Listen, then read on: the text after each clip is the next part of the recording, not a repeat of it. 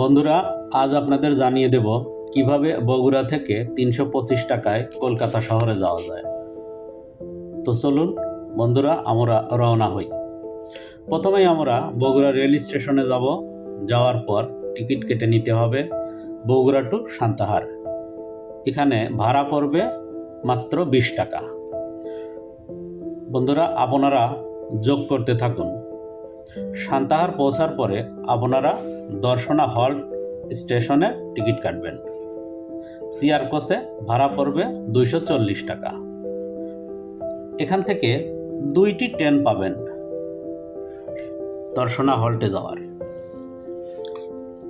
রাত ১০টা ১৫ মিনিটে পাবেন সীমান্ত এক্সপ্রেস এবং দুপুর ১২টা ৫ মিনিটে পাবেন Rupsa express.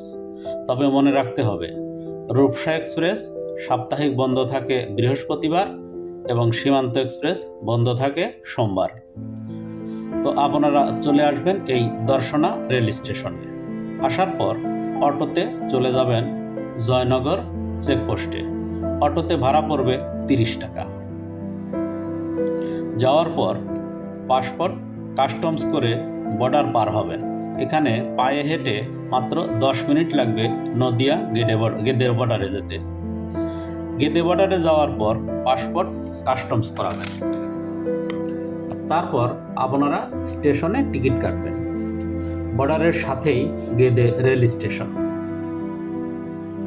Gede rail station থেকে শিয়ালদহ ভাড়া পড়বে ৩০ রুপি, যা বাংলাদেশি টাকায় ৩৫ টাকার মতো পড়বে।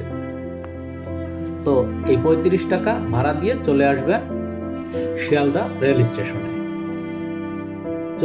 চলে আসলেন কলকাতা শিয়ালদহ।